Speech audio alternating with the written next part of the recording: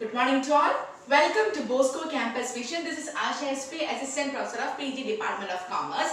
So we are on the next session of Income Tax Administration. We are dealing with the fifth module or the last module, Settlement of Cases and Advanced Rulings. So today we are going to discuss about an important portion in this chapter, that is procedure of settlement of cases by the Settlement Commission, which is considered as an essay question, which is defined under section 245D.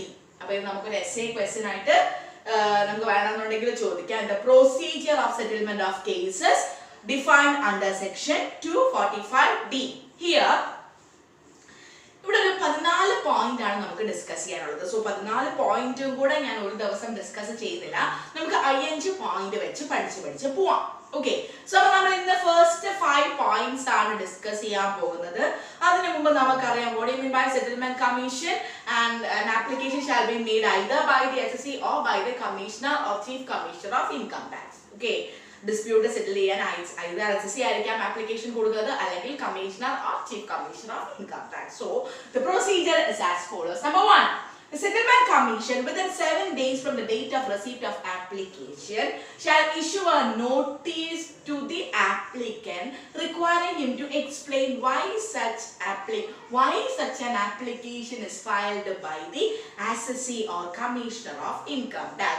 അതായത് application കിട്ടിക്കഴിഞ്ഞ് 7 ദിവസത്തിനുള്ളിൽ എന്തുകൊണ്ട് ഇങ്ങനൊരു application settlement commission അയച്ചു എന്നതിന്റെ explanation settlement commission ആരോട്, അതിനൊരു വിശദീകരണം ആരോട് ചോദിക്കണം? either to the applicant. ഇവിടെ ആപ്ലിക്കൻസ് അസസി ആകാം, അസസിംഗ് ഓഫീസർ എന്ന് പറയുന്നത് കമ്മീഷണർ ഓഫ് ഇൻകം ടാക്സ് അല്ലെങ്കിൽ chief commissioner of income tax. നമ്മൾ ചോദിക്കത്തില്ലേ, ഒരു ആപ്ലിക്കേഷൻ നമ്മൾ ഫയൽ ചെയ്ത് കഴിഞ്ഞാൽ എന്തിന്റെ ബേസിൽ നിങ്ങൾ ഒരു ആപ്ലിക്കേഷൻ തന്നു, അങ്ങനെ ഒരു എക്സ്പ്ലനേഷൻ 7 ദിവസത്തിനുള്ളിൽ ആപ്ലിക്കേഷൻ റിസീവ് ചെയ്ത് 7 ദിവസത്തിനുള്ളിൽ സെറ്റിൽമെന്റ് കമ്മീഷൻ ചോദിച്ചിരിക്കണം to the applicant. Second one is on hearing the settlement commission within a period of 14 days ആണ്, within a period of on hearing the settlement case on hearing the settlement commission within a period of 14 days from the date of application he shall either reject or proceed with it.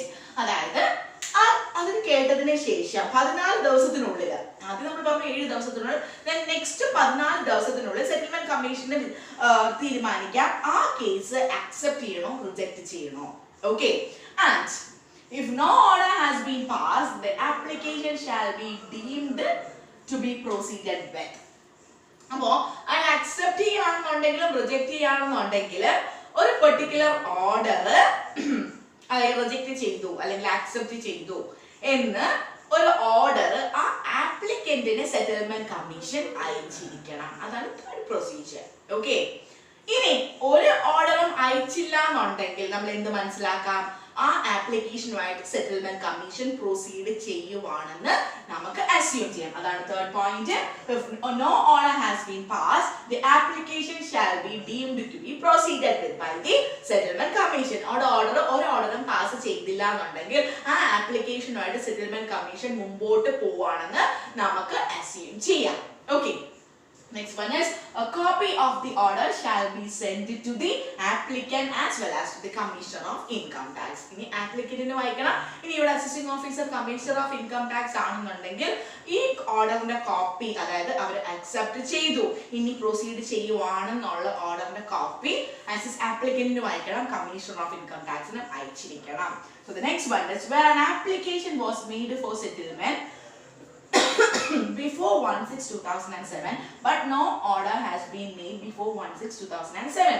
ഇനി ഒരു application അവർക്ക് 1/6/2007 മുമ്പ് കിട്ടി, അതിനുശേഷവും ഒരു ഓർഡറും അവർ pass ചെയ്തിട്ടുണ്ടെങ്കിൽ such application shall deemed to be allowed with. അവർ ആ ആപ്ലിക്കേഷനുമായിട്ട് മുമ്പോട്ട് പോകണമെന്ന് അസ്യൂം ചെയ്യും. If the tax and interest was paid on or before 31 July 2007. അതായത് ചിലപ്പോൾ ഇൻകത്തിനെ ബേസ് ചെയ്തോ, നമ്മൾ നേരത്തെ കഴിഞ്ഞ ക്ലാസ്സിൽ ഡിസ്കസ് ചെയ്തല്ലോ അൺഡിസ്ക്ലോസ് ഇൻകം. ഇനി അൺഡിസ്ക്ലോസ് ഇൻകത്തിനെ ബേസ് ചെയ്താണ് ഒരു ഡിസ്പ്യൂട്ട് നടക്കുന്നതെങ്കിൽ ആ ആപ്ലിക്കേഷൻ 1/6/2007 മുമ്പ് കിട്ടി. ഇവർ ഒരു ഓർഡർ സെറ്റിൽമെന്റ് കമ്മീഷൻ ഒരു ഓർഡർ പാസ് ആക്കിയില്ല. അങ്ങനെയാണെന്നുണ്ടെങ്കിൽ അയാള് ആ അഡീഷണൽ ഇൻകത്തിന്റെ ടാക്സ് അടയ്ക്കുവാണ്, ഐ മീൻ ആ അൺഡിസ്ക്ലോസ് ഇൻകത്തിന്റെ ടാക്സ് അടയ്ക്കുവാണെന്നുണ്ടെങ്കിൽ എന്ത് ചെയ്യാം, ആ കേസ് അവർക്ക് accept ചെയ്യാം if the amount of tax as well as interest has been paid before ആ ഒരു മാസത്തിനുള്ളിൽ before on or before 31/7/2007. So ഇതാണ് നമ്മുടെ 5 first 5 points. First one is 47 ഡേയ്സിനുള്ളിൽ ആപ്ലിക്കന്റിനോട് ചോദിച്ചിരിക്കണം എന്തുകൊണ്ട് ഈ ആപ്ലിക്കേഷൻ അവരെ അയച്ചു. ഇനി അതിനുശേഷം അത് കിട്ടി 14 ദിവസത്തിനുള്ളിൽ അവർക്ക് തീരുമാനിക്കാം whether to accept or reject that particular application. Then ഇനി ഒരു ഓർഡർ പാസ് ചെയ്തില്ലെങ്കിൽ അതുമായിട്ട് പ്രൊസീഡ് ചെയ്യാൻ നമ്മൾ അസ്യൂം ചെയ്യും. ഇനി a copy of the order shall be sent to the applicant as well as the Commissioner of Income Tax. ഇനി 1/6/2007 മുമ്പായിട്ട് ഒരു ആപ്ലിക്കേഷൻ വന്നു, ബട്ട് അതിനുശേഷം ഒരു ഓർഡറും പാസ് ചെയ്തില്ല എന്നുണ്ടെങ്കിൽ അവർ ആ ഒരു മാസത്തിനുള്ളിൽ നെക്സ്റ്റ് മന്തിനുള്ളിൽ 31/7/2007 ഇത് അടയ്ക്കുകയാണെന്നുണ്ടെങ്കിൽ എമൗണ്ട് പേ ചെയ്യുകയാണെന്നുണ്ടെങ്കിൽ ഇത് ഇപ്പോൾ ഇൻവാലിഡ് ആയിട്ടുള്ള ഒരു പോയിന്റ് ആണ്. സോ നിങ്ങൾ പ്രൊസീജിയറോട് എഴുതുമ്പോൾ ഇതിലൂടെ ചേർത്ത് എഴുതുക, കാരണം ഈ ഒരു ഡേറ്റ് എല്ലാം പാസ് ചെയ്ത് കഴിഞ്ഞു. ഓക്കെ, സോ ഇനി ഇത് വേണമെന്നുണ്ടെങ്കിൽ നമുക്ക് എക്സ്ക്ലൂഡ് ചെയ്യാം. സോ നിങ്ങൾ എന്നാലും 14 പോയിന്റ്സിൽ ഇത് ഇൻക്ലൂഡ് ചെയ്യാം. So that's all about today's session. This is Asha S P signing off from Bosco campus.